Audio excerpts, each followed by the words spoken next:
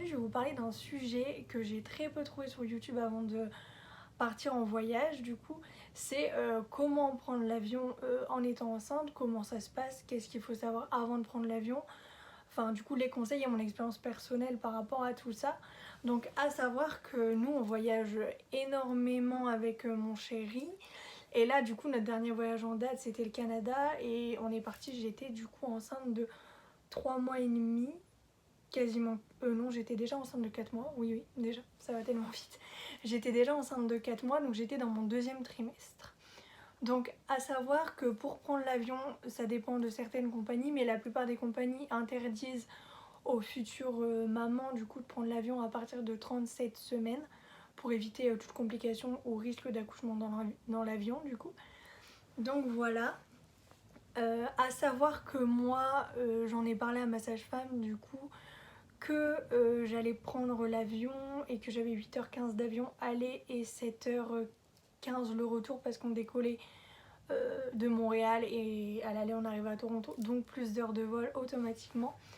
Donc ma sage-femme m'a prescrit des bas de contention que j'ai dû mettre du coup durant toute la durée du vol et surtout pas les enlever et les enlever du coup en arrivant, enfin en sortant de l'avion du coup. Bon, moi je les enlevais à l'hôtel, au moins j'étais tranquille parce que ça prend extrêmement de temps à mettre, mais extrêmement de temps à enlever surtout. C'est l'horreur, je déteste.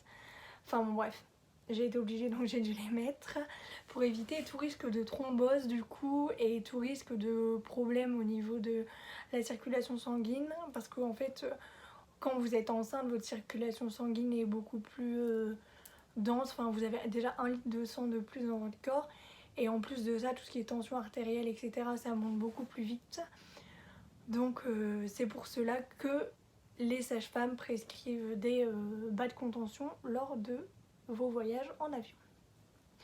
À savoir aussi que ma sage-femme m'avait du coup indiqué de prendre ma dernière échographie et le compte rendu également. On ne sait jamais si vous arrive quelque chose là-bas et que vous devez aller dans un hôpital ou quelque chose d'autre, ils vont vous demander au moins une écho ou un compte rendu. Donc nous on avait pris le compte rendu de la dernière échographie plus l'échographie, au moins ils avaient tout si jamais il y avait un souci. Bon, il n'y a rien eu, tout s'est très très bien passé, mais bon, vaut mieux prévenir que guérir, au moins vous êtes sûr. À savoir aussi que certaines compagnies aériennes demandent un justificatif, donc un document écrit de la sage-femme ou de la gynécologue ou de la maternité si vous êtes suivi en maternité, pour tout simplement bien stipuler que vous êtes enceinte, etc. Moi j'avais tous ces documents là, à savoir qu'on est parti avec Air Canada du coup, donc là fin juillet, et ils m'ont rien demandé, je l'ai même pas du tout stipulé que j'étais enceinte du coup au niveau de l'aéroport et même au niveau des hôtesses de l'air dans l'avion, pas du tout, et au retour également, donc bon. Donc voilà, je préfère vous dire quand même, au moins ayez tous les papiers si vous devez voyager en avion surtout, et au moins vous serez sûr que tout se passera bien. À savoir également du coup que tout ce qui est contrôle, rayon, etc., ce que vous passez au niveau des sécurités et des portiques du coup dans l'aéroport, rien n'est néfaste pour le fœtus, hein. J'ai demandé quand même à ma sage-femme parce qu'on ne sait jamais, mais rien du tout est néfaste en fait. Ça ne touche pas du tout le bébé, donc déjà ça c'est super rassurant également. Tous les contrôles passés, maintenant place à l'avion. À savoir que moi, on avait choisi nos places du coup 24 heures avant sur le site de Air Canada. Durant l'enregistrement, j'ai privilégié une place du coup côté couloir parce que quand on est enceinte, on a envie d'aller aux toilettes tout le temps, et heureusement que j'ai privilégié une place couloir parce que ce serait une place où vous êtes au milieu de 2 personnes ou quoi, c'est super compliqué. Donc ce que je peux vous conseiller, c'est surtout de prendre une place couloir, ou si c'est vraiment que que 2 places, même si vous êtes au hublot, au moins si vous êtes avec quelqu'un que vous connaissez surtout, parce que si vous voyagez seul, je vous conseille vraiment de privilégier le côté couloir. Donc durant le vol, mon expérience s'est très très bien passée. Le vol n'a pas été très très long, c'était un vol de journée, mais franchement ça a été, on a eu à manger, on a regardé des films, etc. Donc ça a été super vite.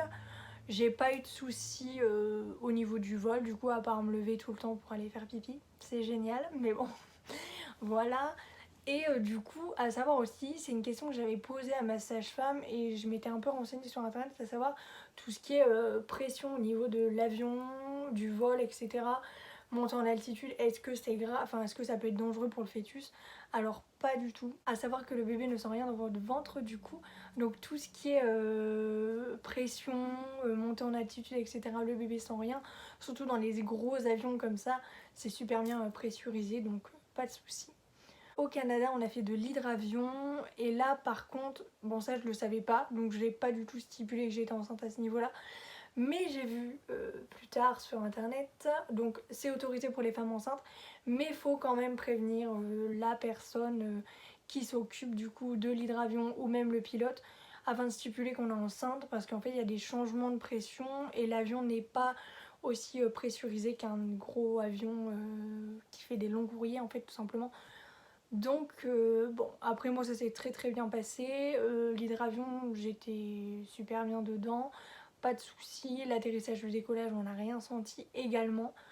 Donc bon, je pense que vraiment c'est par rapport à toutes les femmes, en fait chaque femme est différente, donc c'est vraiment mon expérience. Même au niveau du vol long courrier j'ai pas eu de soucis, à savoir que la meilleure période pour voyager en avion c'est vraiment le second trimestre. Parce que le premier trimestre, si vous êtes malade, comme moi, bien évidemment, que vous avez des nausées, que vous faites des malaises et tout, c'est vraiment pas top. Parce que moi, j'aurais eu toutes les nausées que j'ai eues en avion, c'était impossible. Donc bon, non, vraiment, le meilleur moment pour voyager, c'est le second trimestre. Et de toute façon, à partir de milieu de troisième trimestre, les compagnies aériennes n'autorisent plus à voyager. J'espère que la vidéo vous aura plu. Bon, c'est une vidéo qui change un peu, mais je voulais un peu vous parler de mon expérience personnelle et des choses à savoir vraiment avant de prendre l'avion. C'est vraiment quelque chose qui est intéressant, je trouve, surtout pour les gens qui voyagent beaucoup ou même peu, mais si vous venez à être enceinte et vous devez prendre l'avion, si vous avez des questions, etc., n'hésitez pas, je vous répondrai en commentaire. À savoir que pour la prochaine vidéo, je ne serai pas toute seule. Mon chéri va venir avec moi faire cette vidéo, à savoir que ça va être une vidéo sur les fameux tests et comment dire, tout ce qui est truc de grand-mère pour savoir si vous attendez une fille ou un garçon. À savoir que nous, on le sait déjà depuis quasiment 1 mois et demi, 2 mois. Mais bon, on a l'échographie de confirmation là, fin du mois, donc bon, on est vraiment sûr. Et je vous ferai une vidéo du coup de la baby shower qu'on va faire. Normalement c'est fin août, début septembre. Donc la vidéo devrait arriver dans ces eaux-là. Donc j'espère que vous avez apprécié cette vidéo, qu'elle aura répondu à vos questions. Si vous avez des questions, n'hésitez pas en commentaire du coup. Et je vous fais des bisous et je vous dis à très bientôt.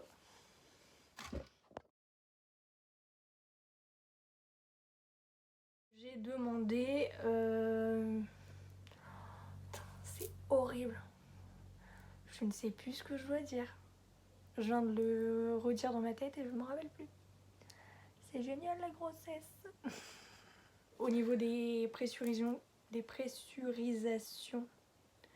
1, 2, 3. Donc